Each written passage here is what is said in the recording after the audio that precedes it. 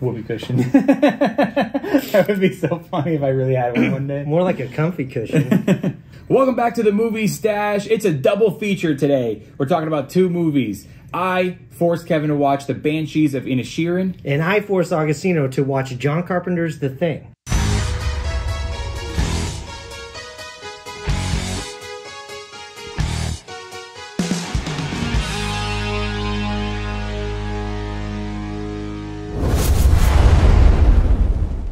So you are constantly trying to get me to watch more horror, get me into horror. I'm trying to get you into watching some movies that you probably wouldn't normally watch, like some Oscar-nominated stuff, and I had you watch The Banshees. But let's start with The Thing. Yes, The Thing. I've been trying to get you to watch more horror, and John Carpenter, The Thing, I felt like was like a really good segue into horror for you. Because it is very psychological. It's a great film. You like John Carpenter. You like Kurt Russell. But you also don't like gore. And this is one of the most goriest horror movies that I could think of. So, let me ask you, were you excited to watch The Thing? No, I wasn't. Of course not. Especially when you sell it like that. It's horror. It's the most gore of any movie that I could think of. Like, no, that's not selling it for me. But I'll tell you what did sell it for me is when you told me that Kurt Russell was in it. I thought like, oh, I can give this a try. Because I honestly had no clue that he was in The Thing. I've heard of The Thing. I had no idea what it was about. I didn't know who was in it. And I didn't even know that it was John Carpenter's. Did you know that it was a remake? No. It was a remake of a 50s film, The Thing from Outer Space. I think that's it. I haven't even seen that one. So I've been wanting to watch that. But I have seen John Carpenter's The Thing. So did you like it? Did you like The Thing? I did like it. See, I did like it. Yes. At first you didn't. We were watching this movie in my backyard. It was backyard worthy. I would say the first half of the movie was kind of slow. I could see you checking your phone. You weren't into it. But then there was a moment where you started getting into it. You started asking questions. You started predicting things that were happening. And that's how I knew that you were going to like this movie.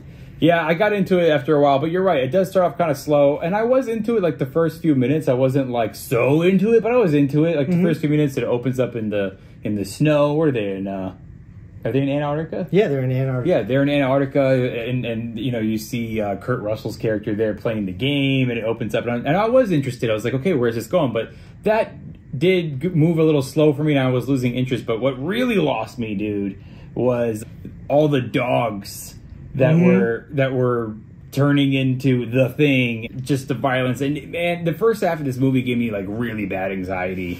Like I don't do well watching animals get hurt in movies. No, yeah, that's right. I don't either. Like if I'm starting, for my scores, I'm always at like a neutral until throughout the movie I go up and down, right? Okay. And I was interested at first. I was at like a neutral, but as soon as you show me in any movie that a dog's getting hurt, I like bring you down to a 0, and you got to work your way up from there. So I was getting anxiety, dude. I was like not knowing if I would be able to finish the movie. I was getting up and like kind of pacing a little bit. I didn't know if I can get through it. Watching animals get hurt is just like is a deal breaker for me. I'm out. At what point in the movie did you realize I think I really like this movie?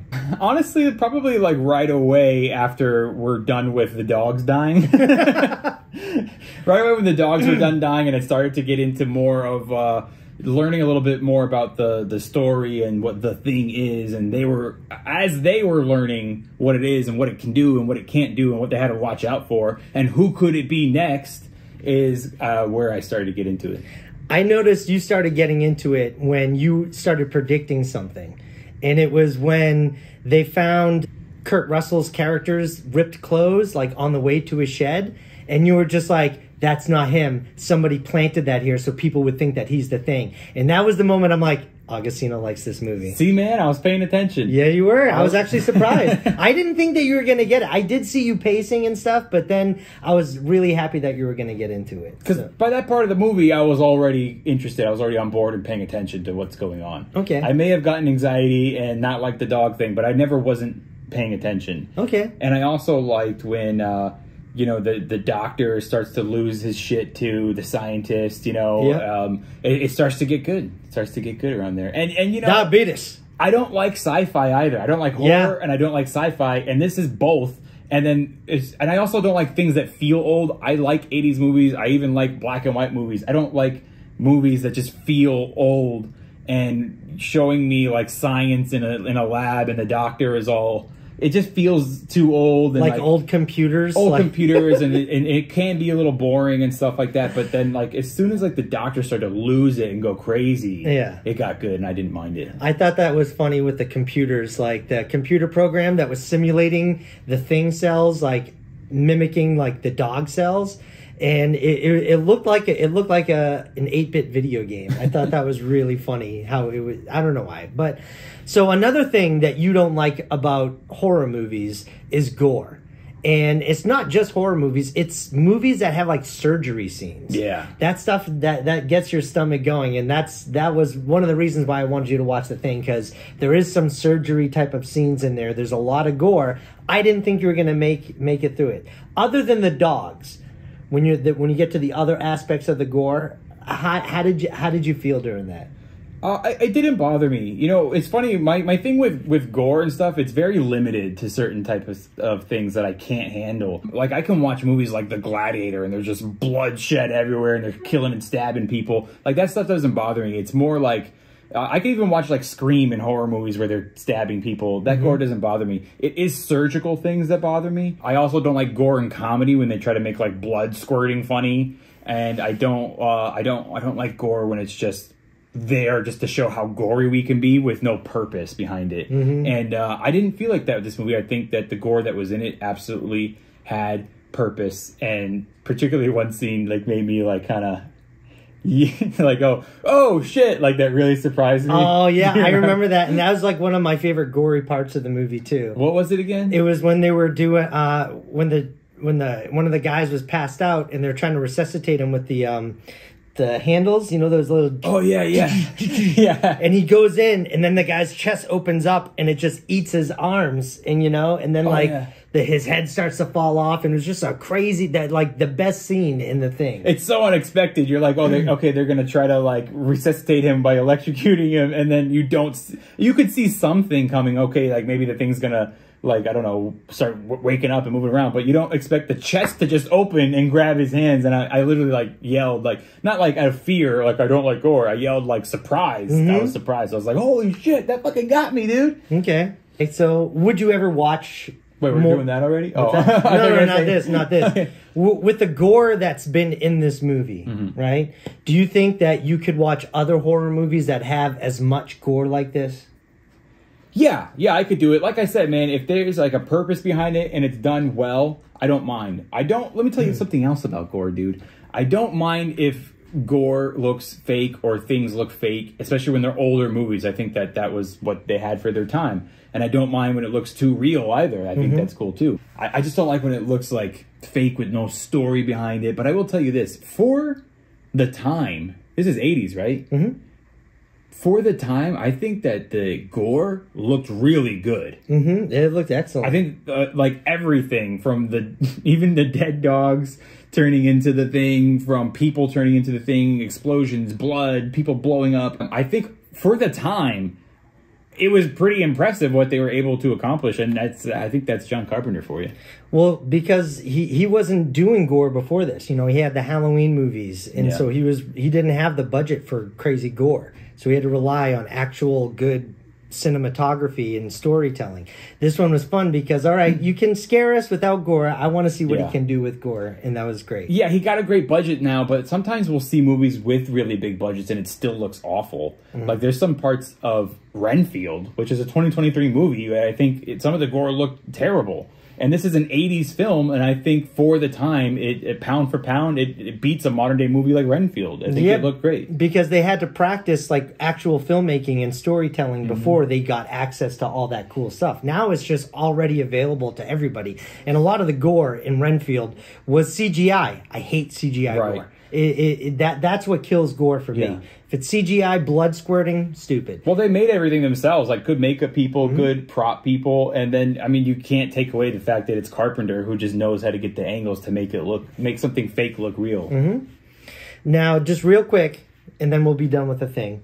So we were talking about gore, and you're talking about how surgical scenes. Man, I went to a movie with you where we saw a surgical scene, and you had to leave for 30 minutes because you threw up. Yes. So what is it about gore and surgical scenes that are different to you, that make you more upsetting? Well, if it's a good story and there's gore, like, you know, for watching Halloween or a Scream, obviously it's a killing movie and someone gets killed, it's normal. This is a movie about a creature that is, you know, it's explained that there's gore with it, right? It makes sense. So it's more about the subject matter than it's 100% the subject matter. And surgical things bother me so much because in general I don't do well. I can't go into hospitals. If I walk into a hospital and even smell a hospital, it freaks me out. It also has to do with size of things. When like scalpels, they're so tiny and they're doing incisions. I can't even get into detail to answer this question fully because I might get nauseous even just describing to you what bothers me about surgical gore. Now I want to talk about it even more. I won't do that to you. All right. Well, let me ask you, what was your favorite part of this movie? My favorite part of this movie is when they have a sample of everybody's blood and they're applying the heat to each and every one to see which one explodes so they can tell which one is already the thing. Yep.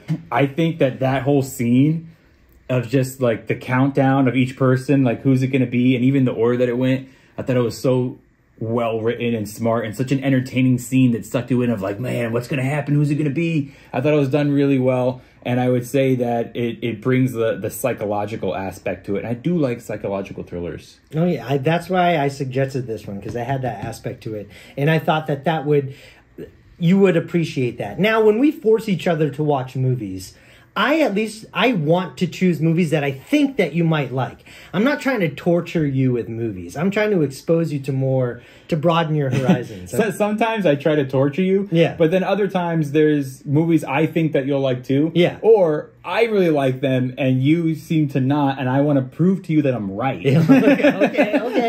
Okay. So with that being said, you said that you like this movie. That is a rarity. Very rarely do I make you watch a movie and you actually end up liking it. I think it's only happened 2 other times. Probably. We'll make a list sometime. What list? It's a Post-it note. I know that I liked Summer Rental. Okay. And there was something else, I think. But I think it was the one with John Cusack is trying to kill himself. Oh, Better Off Dead. You liked that? I wouldn't even say I liked it. I did like it, but I wouldn't go as far and say like I didn't add it to my movie stash, but I did like it. It's like so you got like 1.5. I have to go back and watch it because I thought you hated it. Anyway. I gave it a decent score, but I didn't hate it, and I gave it. I did not put it in my movie stash. That's all. All right. Well, what was I going to say? Oh yeah. So you did like the movie, but some of our best parts about this series is when you're making fun of something. Make fun of one thing about John Carpenter's The Thing. I don't think I could, man. Honestly, I don't think there's nothing for me to go off on a rant about it. There's nothing to make fun of. There's just stuff I didn't like the dogs dying, and there's the beginning of it dragging. Okay. I don't think I could make fun of it. I'd have to watch it again and like really like try to make fun of it. Would you ever go to Antarctica? Yeah. Fuck yeah. Absolutely, I would. I want one of those. I want one of those like things like in the snow from the beginning of National Treasure. Oh yeah, snowdoozers. When they're looking for the ship, Charlotte. The Charlotte. All right. Charlotte. So let's go ahead. What is the thing on the ogometer? The ogometer. You know, man, I think after viewing, I landed it at a 7.5. Okay. But after that, it's one of those movies that had me thinking about it days after. Yes. So I think I landed at an 8. Yeah, dude. An 8 for The Thing. Yeah. Surprised? Yeah, I am surprised. All right. I'm actually, I thought you were going to like it, and I'm glad that you did. So then, this brings us to our next question. You think I'm going to like everything you make me watch, and you're often wrong. Yes, but, you know, if every time I say that I think you're going to like it, eventually you're going to be like, I did like it. I'm like, I told you. You're getting close. I am getting close. Getting closer and closer. I mean, an 8 is, that's beyond close. That's it. That's a good movie. Is it in your movie stash? I think I'm going to surprise the hell out of you again. Absolutely, dude. Oh, really? Absolutely. You're going to buy it and watch it again sometime? Yes. Okay, cool. Well, when you do, you give me a call, buddy. The next time I see it at a used DVD store, I'll buy it, and I would definitely watch it. It's again. definitely one of my night movies. Like when I'm going to bed and I want a background movie, I will always put on The Thing, especially if it's really hot out because it makes me feel cold. Oh, I see. Yeah. Oh, yeah. Yeah, it just makes me want to, like, have a drink in the snow and make a fire. Okay. Like, you can't have a fireplace. You got to make a fire. And then burn clothes in it. Yeah, man, I liked it. It's in the movie stash. Cool. Nice. It's going in. All right, now, let's talk about The Banshees of Inisherin. I first watched this movie last year when it was nominated for a bunch of Best Acting stuff and Best Picture stuff. I do try to get you more into nominated films, not because I want you to get into the Oscars or anything like that, but just because there's a lot of junk that gets nominated every year. But I do want to get you into some of the good ones that are just really good films. Yeah. And I think that The Banshees of Inisherin is one of those... Excuse me, I always say Inisherin. The Banshees of Inisherin is one of those films... Weird comparison, but like Once Upon a Time in Hollywood. Yeah. Where it's one of those films where it's like, this is a drama, but there's a lot of funny in it and just good acting. And it's like, where's this story going? But the whole time it's entertaining throughout. It's a character piece. That's what I really liked about this movie. So you did like it then? Yeah, I liked it. Actually, a lot of the movies that you make me watch, I like. I was, you know what? I still need to watch the rest of it with my mom, but I was at least entertained watching it. Like, you know me, I love bad movies, but even more than bad movies, I like good movies.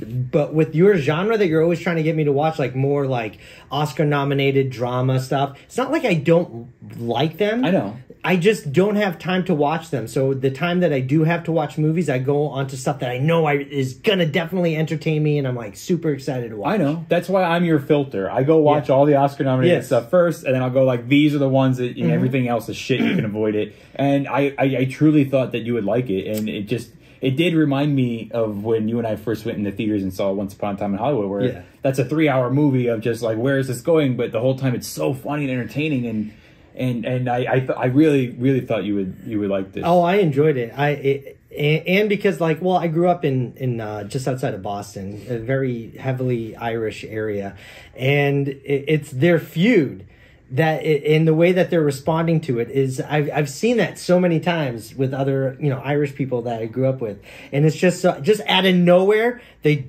just stop talking to each other. There's no rhyme or reason, and they just go to extreme lengths to no longer talk to them. You know what I mean? Yeah. Like it's crazy. That's what I loved about it. But I loved the location in Inisherin. That place was just so cool. Like I would love to have a little village and pub, and every day you just wake up, you walk over to your buddy's house, and like, hey, let's go to the pub, and it's so great. I love that. Yeah, and it was really beautifully shot in a beautiful location, and the whole time we were watching the movie, you just kept going like, dude, look at that! Like, look at that right by the ocean, man! I want to be in that pub by the ocean. Yeah, dude, I would so be in that pub every single day. Also, you know, another thing I really liked about it, and it has to do a lot with the sense of humor, is that they were funny, but they weren't trying to be funny. Yeah. It's the way that they're acting towards each other and the shit that they're saying. What was one of the things that was making me laugh? I forget. It had something. He's wanted to stop hanging out with him. Yeah. Because he realized that all he does is get drunk and talk about dumb shit, and he wants to write more music. He just finds him dull. Yeah, finds him dull, right? And then he comes back. He's just like, oh no, they were talking about Mozart. Oh yeah. Remember when he was talking about Mozart? Yeah. And just like, it's like, I don't remember Mozart. But it was just, I don't know. It was just about that dialogue was really funny. I also think that when the Irish accent is just funny in general when they're trying to be serious and cursing and stuff. And it was so childish, this feud that they were having with each other. Yeah, that's what it is. It's childish. It's childish, and it went to certain lengths that was like, bro, you guys are taking this so far. But it was like funny. Cutting off his finger. He goes, every time you come talk to me, I'm going to cut off my finger so I can't play violin or anything like that. And it's just so crazy, but it's that over the top stubbornness that I find hilarious because I grew up around that type of behavior. There's like little hidden funny things in it, like the old lady who's like kind of witchcraft. Oh, yeah. And like she's over at the house visiting with the sister, and she's being nasty to him. So he rats his sister out and be like, every time she hears you coming, she hides behind the wall. Yeah. And then like later on in a scene, they show him like literally hiding behind the wall until she passes. Yeah. And then he peeks out and she's right there, and he's like, ah. Yeah. And I think there's just so much funny with him talking to the bartender, talking to his other friends that hang out in the bar, and like, what's the word that the Irish use for arguing? And you're like, what's that mean? I'm like, it means arguing. But they go, are you guys scoffing or something like that? And like, what was it? I forget the word too. And he's like, I don't think we are. Yeah. It's just really funny. Is it Rowan? Rowan. Are you guys rowing? Rowing, but they pronounce it rowing. Something like that. Yeah, are you rowing? Yeah. I don't think we're rowing. Yeah. It's just so funny. And, you know, I compared it to Once Upon a Time in Hollywood, but they actually have completely different, I think, subject matters. I think Once Upon a Time in Hollywood, well, obviously subject matters. I mean, different messages. Once Upon a Time in Hollywood, I think, is a movie about friendship, about brotherhood. Yeah, it's a character piece. That's what I love about both of them. And that too, but I you could say that about this, but I think more the message in this is about war and how childish it can actually be, because just offshore every day they're watching a war go down, but on a very small little island where they are, a very small little feud is happening over something very silly, and it takes a turn that it never should have gotten that bad. You know, so I think that's what it's about. Let me ask you, what was your favorite part of the movie? I think my favorite part of the movie was, just off the top of my head, was, all right, they're all at the pub. It's a little bit busier, livelier, and Colin Farrell finally decides to go.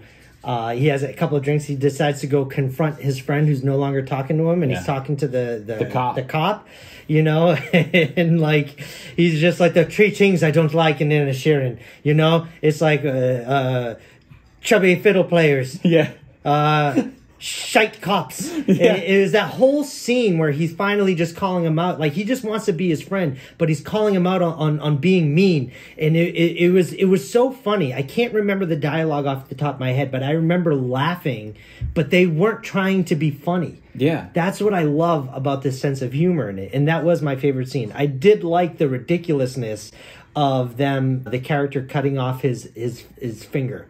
His fingers. Every single time he'd cut off his finger and he'd throw it at his door. And he kept on going until he had no more fingers. And then he's back in the pub playing with his fiddle with his friends, but he can't play. So he's just shaking his fiddle with the other guys. I'm just like, while bleeding everywhere. There's blood all over the table. Ridiculous. Yeah, but that scene with him and Colin Farrell, that was my... At the bar at night when everybody was packed in there? Yeah, and he calls him out in front of everybody. I love that scene. You know what, dude? What's that? That's my favorite scene, too. Oh, yeah. When we were watching, I think we even rewound it and watched it again. Yeah. Because it's just so much that you can miss, and there's so much funny in it. And when he's just drunk and he goes off on him. Yeah. And so we're talking about this as a character piece. What are some of your favorite characters in this movie? All of them. I liked every single character in the movie. Yeah, all the main characters are great. His sister, him, Colin Farrell. I forget the older guy. He's a great actor, Irish actor. Glees or something his last name is. And, dude, for me, best character in the movie, probably best actor in the movie, is Barry Keoghan. Yeah, I wouldn't say the best one in the movie. He was a really good character. I liked his character a lot. I thought they were all just equally awesome. Yeah, I mean, he's such a good actor, bro. He was nominated for Best Supporting Actor, but of course Ke Huy Quan won. Which I'm glad Ke Huy Quan won, but if it wasn't for Ke Huy Quan, I think that he would have won. Like, he kind of plays someone on the spectrum, and but not so much, but he does it so well. And his little subtle things that he says is so funny. How they're at dinner, the three of them, like Colin, the sister, and him, and he's like, she's like, didn't my brother tell you couldn't be at dinner if you're gonna say like ridiculous things to me? And he starts asking her about like, when was the last time you fucked and shit like that. Like, it's just so funny. But honestly, the funniest part is towards the end of the movie when he confesses his love kind of to the sister. Oh yeah, and he's like, you know, what are the chances you'd be with a boy like me or whatever? And she was just like, no, I'm sorry. And he just kind of stares off into space, and his movements and everything are just so like, yeah. And he stares off into space, and he goes, there goes that dream. I laughed so hard at that part, man. It's good. I love Irish sense of humor. It's so dry and vulgar and just it's great. I loved everything about this movie. I think we did drop some spoilers in this, but we're not giving away the biggest spoiler at the end. But I just really recommend you, if you haven't seen it already, it's a great film. I think it was one of the best pictures if you don't count Everything Everywhere All at Once. I think it was the best film last year, and I think that everybody should watch it. It's on HBO. Do yourself a favor. Like, as soon as I finished watching this movie, I immediately called my dad and like he had to watch this movie, but he already did. But it was one of those movies where I'm like, Dad, you gotta watch this movie, because my dad doesn't like all the movies I watch. Yeah, but it's just like, that was the first time I'm like, Dad, you gotta watch this. Did he like it? Yeah, he liked it. No, I take it back. You know who my favorite character is? The donkey. yeah, he was. Was it he or she? She. She. It was great. It was great, dude. I loved it. And there was a dog in it. Yeah. Spoiler alert. Nothing happened to the dog. So that's how you do a movie, everybody. That's right. But something did happen to the donkey. Anything else you want to say about it? No, that was it. It was I recommend it. It's such a great movie. So let me ask you this. What's your score on it? My score, I would say, I don't know. I'm kind of like in the 8-9-ish zone. Really? Yeah, I really Even enjoyed it. Yeah, I could get up there, because it was for a movie that didn't have any big plot points, it was just a simple character piece in a village, and it still grabbed my attention the entire time, even though it was slow paced. Yeah. You know what? That deserves a high score from me. So I'm like a 8.5, 9. Wow, man. I think on your second viewing, you'll probably get you up to a 9, I bet. Probably. And, you know, we oftentimes talk about, especially recently, how we want, like, original ideas for films. Stop doing remakes, stop doing, like, series and superheroes, stuff like that. We were saying, like, just give us an original script that wasn't AI-driven. And would you say that this checks that box? Absolutely. Yeah, man. I think so, too. How bad do you want to go have a drink in that pub, though, dude? Man. That would be the absolute best. The whole time I was watching it, I was like, I want to be in there right now. That is like the coolest place ever. I wish we could record this episode there. In like a pub in Ireland. Let's move to Ireland and just hate each other. And meet up at the pub every night and just yell at each other. Yeah, and every night when we meet up, we force each other to watch movies. You better watch it when you go home, and then we have to come back and talk about it. You know what's funny, too? You remember that scene, like, it's the opening scene when he first goes to the pub. No, he first goes to his friend's house, right?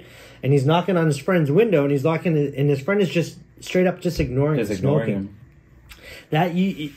I have experienced that so much growing up on the East Coast, where it's just like somebody is so mad they're not even acknowledging you when they see you in person. Oh my God, they're not even in my dad would do that. I would ask my dad a question, and he so obviously heard me, and he's just not answering, and he's just doing what he's doing. He's not answering. I'm like, it's such an Irish thing. Love it. Yeah, man. Is it in your movie stash? Yeah, but I definitely have to be in the mood to watch it. Okay. You have those moods where you want something kind of slow and good, and I have to be in that mood. Even though you have to be in a mood to watch it, you're still putting it in the movie stash? Yeah. It's not a rent, it's a buy? Yeah, I would buy this movie. Okay. You gonna watch it when you go back home with your old man or not, because he saw it already? Probably not. Okay. I'm going to give my score. I didn't get your score on The Thing. We already know it's in your movie stash. What's your score on The Thing? My score on The Thing, it's tough to... I love it so much. I'm in like the 9-10 zone for that. You throw 10 so easy, but yeah, I mean, I know it's one of your favorites. Like if I love a movie so much that I can overlook the flaws, that's like a 10 for me. That's how I measure 10s for myself. Yeah. The Banshees of Inisherin is definitely going in my movie stash. I've watched it twice already. I will watch it again. And every now and then I have my parents over for dinner every couple of months, and it's always when I want to make them watch a movie. Mm-hmm. I think that's going to be the next movie I make them watch. The Banshees. Okay. And the Aggo meter on the Banshees is 8.5, 8.5. It's time for some trivia. Let's do it. We haven't done trivia in a while because we've been doing a lot of drafts, and we always just announce the winner of the drafts, which those are fun too, but I kind of missed trivia a little bit, bro. Okay, all right. So we're going to play a round of trivia. First one to get to 3 gets to pick the next movie they're making the other one watch, and we will then discuss who's going first. I'll go first because I have more trivia questions. I thought I'd go first because I won the last draft. All right, but you might run out. But okay. All right. Well, no, you go first. Well, when you win drafts, you get to. If you don't ask me a question right now, I'm going to cut off my finger and. Well, don't start to not know the rules. Okay. The movie Rudy. Okay. What college? Notre Dame. Okay. All right, good. There you go. You're on the board. You know what's funny? I was going to ask you that question. Oh, funny. That's an easy question for you, wouldn't you say? Yeah. Is it a good question for you? All right. I want to hear no shit. You're on the board. Yeah. Okay. All right. How about this? Here's a question from The Thing. What bottle of alcohol did Kurt Russell drink in the opening of The Thing? It is an iconic looking brand. Yeah. I think I know my answer. I'm just taking a second thought really quick just to go through some of those other ones. I'm going to go with Jack Daniels. Nope. No? What was it? J&B, Scotch and Whiskey. J&B. Yep. Yeah. That was a good question, I even though, said right? something about it. I was like, ugh, Scotch. Well, because you did recently watch the movie and you do enjoy I think these while we alcohols. were watching it, I said, oh, that's a nasty Scotch. Oh, probably. Yeah, now that does ring a bell. You're stuck in Antarctica. You can drink anything. All right, jerk. Here comes your question. Name 4 movies. Oh, my God. Okay. Let me rephrase that. Name 4 James Cameron films. Okay. That all have Bill Paxton in it. Oh, my God. Okay. True Lies. Uh-huh. Aliens. Mm-hmm. Terminator. All right, what's the last one? I'm trying to think. What was the other Bill Paxton movie with James Cameron? Oh, my God. Do I need to start the timer on you? No, I never make you do a timer. I'm trying to think of James Cameron movies just off the top of my head now, too. Give me an answer. Shut the fuck up. Give me an answer. No, give me a fucking second. Give me an answer. No, shut the fuck up. I'm trying to help you out here. Give me an answer. What do you mean you're trying to help me out? I'm trying to help you out. You're going to overthink it. Give me an answer. Just shoot a movie out. Titanic? Yes. Oh, who was in Titanic? Yes. Who was he in Titanic? He's the guy that talks to the old lady who's interviewing the old lady. That's right! Oh, fuck yeah. All right, cool. So I did get it. All right, so I got 2. I'll give it to you. Yeah. Damn, now I'm going to hit you with a really hard one. All right. Inglourious Bastards. What was the name of the movie that was being screened for the Nazis? That was starring Daniel Bruhl. You remember, like, how he was the hero and they made a movie about him? What was the English name? Nation's Pride. Dude, you got it. You got it. Oh my God. You got it. Okay. In True Lies. A lot of James Cameron today. Okay. You can tell what I've been watching lately. In True Lies, this is actually going to be a mouthful to even get this question out. In True Lies, there's a fellow officer who records his French voice so that Arnold Schwarzenegger can play the recording for his wife when she's dancing with him. Remember that scene? Yes. Remember Take off your clothes. Take off your clothes. Yeah. What was the name of that officer? Oh my God. It's I don't know. It's honestly kind of like an obvious answer when if you think about it. It's like an homage to someone else. That's the only hint you're gonna get out of me. Is it called like Officer something? Like no, just the guy's name, like a first name. Banderas? No. What? Jean-Claude. Jean-Claude. Yeah, I wasn't gonna know that one. How about a quote? Okay. Okay. What movie is this quote from? Well, at least we'll have spares. Oh man. Something I would really know, right? Yes, you would definitely know this movie. And I'm not going to give you any hints. Well, at least we'll have spares. Oh my God. I like quote questions. I do too. Because they're like on the tip of your tongue and you know it. I do know it. I think I've seen it recently too. Is it something from like 90s action that we just watched? I'm not going to answer. I'll only say yes or no. So yes or no? No, I meant like for whatever answer that you get. Armageddon. Hold on. So think about the line. I know. At least we'll have spares. So that tells you that they're going to have a lot of something. I know. It could be bodies. It could be chemicals. It could be like... Why would you need spare bodies? I don't know. Well, at least we'll have spares then. It could be guns. You want to give me an answer? Yeah, so you want to take give that? up? You're going to be so mad that you didn't know this. National Treasure? No. What? Batman Begins. When him and Michael Caine are talking about ordering different parts for the costume, and he goes, we have to order these in bulk. How many? 10,000. Well, at least we'll have spares. Fuck. Yeah, I should have known that. You should have known that one. Those are the good ones. I should have known that. It was on the tip of me. So I have 2 and you have 1. I think I'm going to give you a quote question also. Okay. There's 2 people talking in this scene. Okay. I want my cut back. You'll get it. Ooh. Jaws. Yeah, you got it. You got it. So I got all 3. Yeah, you won. Yes. You know the scene too, huh? I do know the scene. Yeah. It's when he's leaving in the morning and he's going out to the truck and he's got a coffee and she's like, it's at the beginning of the movie. Yeah, and the wife says, I want my cut back. He says, you'll get it. Yeah, as soon as it said that, I was like, ooh. And because I have watched that somewhat recently. Okay. This Guy of the Summer. Well, so impressive. I won. Do you even know what you're going to make? Oh, yeah, I know I'm going to make you watch. Oh, God. Is this going to be another horror? No, yeah, it is. This is a horror movie. And it's one of my favorite movies in the, I'll call it the zombie genre. I'm going to make you watch 28 Days Later. Oh, okay. I've been wanting to watch it. That's why I've been wanting to watch it. So you're going to have to watch 28 Days Later. Okay. You down? I'm down. Let's do it. I'll probably, maybe I might watch it with you. Okay. Yeah, I might do that. Is it pretty gory? I don't think it's too much gore. There's definitely blood, and it's definitely one of the more frightening zombie movies I've ever seen. I'm not opposed to zombie movies. I do like I Am Legend, and one of my favorite zombie movies and favorite horror, if you want to count it horror movies, is Shaun of the Dead. Shaun of the Dead. I think you'll like this the most because it's more based in reality. The most meaning more than Shaun of the Dead? Yeah, I think you'll like it more than Shaun of the Dead. You think I'm going to like 28 Days Later more than Shaun of the Dead? Oh, actually, because that had a comedy aspect to it. Yeah. Probably not. So that's it. All right, I'll watch it. We did it. I already owe you 2. I got to watch like Friday the 13th Part 6. Yes. And this, but you owe me a couple also. You got to watch. watch. I think you still owe me One Crazy Summer too, don't you? No, I watched that. Did you? Did we movie stash that?